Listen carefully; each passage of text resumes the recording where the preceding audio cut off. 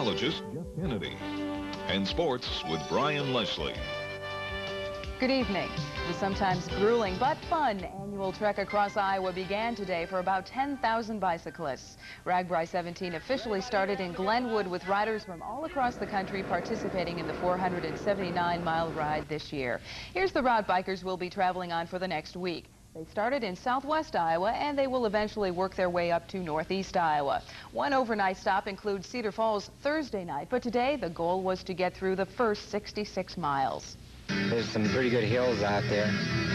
I'm not used to the hills in Cedar Falls, but there's some over here by Randolph that take the wind out of you. Bikers will be camping in Clarinda tonight and will be heading out to Atlantic tomorrow. Later in sports, we'll have a complete report on today's RAGBRAI activities. It's not often a whole town gathers to report on exercise and children. Police in Hollywood, Florida are looking for a man who gunned down 3 people today in broad daylight. The suspect opened fire in the bus he was riding. He killed the bus driver instantly, then killed a passenger. After that, the man got off of the bus and confronted a driver in his car. As that man was getting out of his vehicle, the suspect killed him. Police are trying to determine what the motive may have been. Health experts warn that more than half of all American kids have at least one risk factor for heart disease. American adults are getting more physically fit, but their kids could use some improvement. Healthline 7 reporter Diane Hostert has more on how to get your kids to shape up. It's hard to believe that cardiovascular disease, hardening of the arteries, starts in children this young, 6 years old. Part of the problem is that our kids are just not as active as they should be. I like to say the next Olympic event's going to be how fast you can change the channel with your thumb. Dr. Reggie Washington is a leading authority on kids and fitness. He was in Waterloo recently, polling kids on how fit they thought they were. Do you go out as a family and do some exercise? What kind? We like do exercise tapes and walk and bicycle and run. And we take walks together, go to the park. Like in the neighborhood, I get a couple friends together and we like play softball and basketball. What Dr. Washington heard here didn't surprise him. I think they're very typical. Kids know the answers to the questions. They know what physical activity is. They know why it's important. And then they'll tell you in honesty that they don't really participate in all those things. They would rather their mother drive them to school than to walk or ride a bike. So what's the solution? Well, Dr. Washington suggests physical fitness has to start with mom and dad. While dad's sitting at home watching Hawkeye football and drinking a couple six-packs of beer, he can't say, well, why don't you guys go outside and play?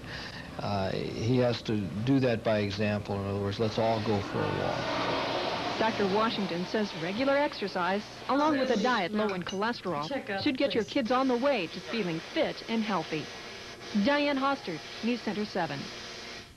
Dr. Washington also maintains kids involved in sports like tennis or biking are in better shape than adults because those are sports they can keep doing through the years.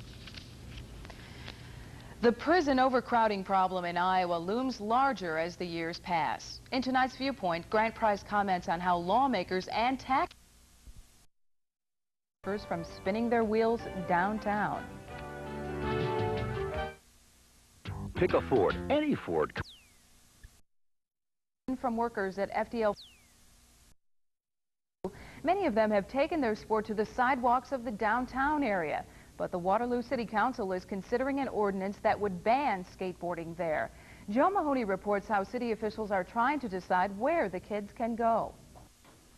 15-year-old Scott Hunt and his friends say they just want a place they can call their own. Just places to skate that aren't illegal downtown. They're just trying to kick us out of everywhere. So if we had our own skate park or something, we wouldn't have to worry about it. Scott says he and his friends skate downtown because there's nowhere else for them to go. He says they've asked the city council to build a park for them, but that idea met with resistance. Park officials say they don't want to spend money on what they call a fad. The concern that we have is that we don't make a large investment in a development in one of our parks and then find out that a few months or a year later that skateboarding was not a long-term proposition with the people that are interested right now. Tagtoe says the current park system can make room for these kids. and council members have received a list of alternative places for them to go. The meeting that we had today dealt primarily with what areas of the city in terms of our parks that could possibly be used for skateboarding.